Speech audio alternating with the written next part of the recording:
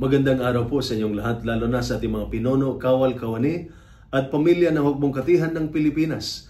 Ako po si Father Dion, isang paring Katoliko ng Military Ordinariate of the Philippines and the Post-Catholic Chaplain of the Headquarters and Headquarters Support Group ng Philippine Army. At ito po ang Salita ng Diyos, ang ating gabay. Ngayon po ay Thursday, October 2, 2025, at ginugunita po natin ang kapistahan ng ating Guardian Angels o ang kapistahan ng mga anghel na tagapag-alaga.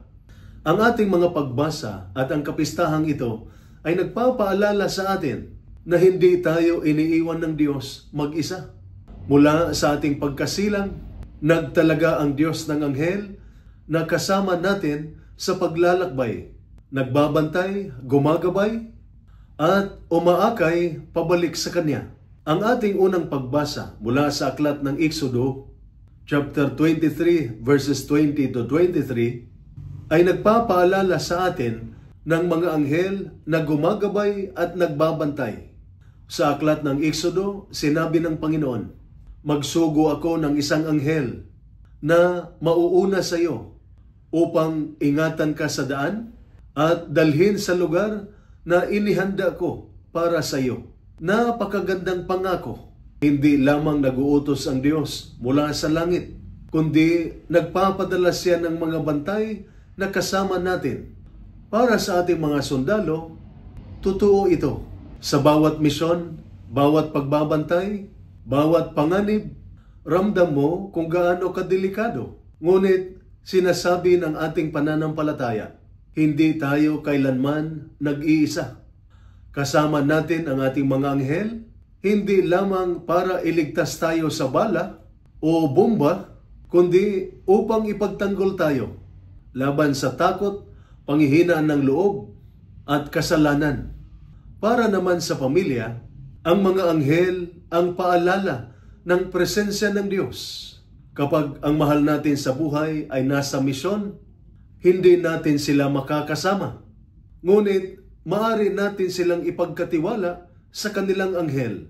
Anghel ang nagbabantay sa ating mga anak, sa mga sundalo sa labanan, at sa pamilya na naghihintay sa tahanan. Ayon naman sa ating ebanghelyo, mula sa ebanghelyo ni San Mateo, chapter 18, verses 1 to 5 and 10, hinahamon tayong magpakumbaba na tulad ng bata. Sa ebanghelyo, sinabi ni Jesus, "Maliban na maging tulad kayo ng mga bata, hindi kayo makakapasok sa kaharian ng Diyos. Ingatan ninyong huwag maliitin ang isa sa maliliit na ito, sapagkat ang kanilang mga anghel ay laging nakatingin sa mukha ng aking amang nasa langit." Ito ay nagpapaalala sa atin ng dalawang bagay. Una, lahat tayo ay mahalaga sa Diyos. Kaya bawat isa ay may sariling anghel na tagapangalaga. Pangalawa, kailangan nating mamuhay na may tiwala at pagpapakumbaba na tulad ng bata. Ang bata ay hindi umaasa sa sarili, kundi sa kanyang mga magulang. Tayo man ay dapat umasa sa Diyos at sa tulong ng ating mga anghel. Para sa ating mga sundalo, alalahanin ang inyong anghel na tagapag-alaga. Manalangin sa kanya bago ang misyon, bago magdesisyon, bago humarap sa panganib. Ang tunay na disiplina ay hindi lamang nasa armas o utos, kundi sa pakikinig ng tinig ng Diyos na gumagabay.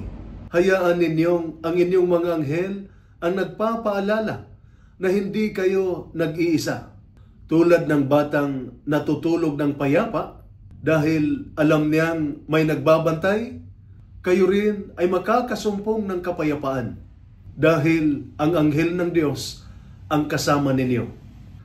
Ang pagdiriwang ng kapistahan ng ating Guardian Angels ay nagpapaalala sa atin na totoo ang proteksyon ng Diyos. Hindi niya tayo iniiwan sa ating laban. Sa digmaan man o sa buhay pamilya, sa tabi natin lagi ang kanyang mga anghel.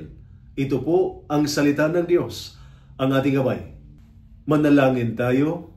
Amang makapangyarihan, nagpapasalamat kami sa iyong kaloob na mga anghel na tagapag-alaga sa kanilang pag-akay, pagkalinga, at pagbabantay.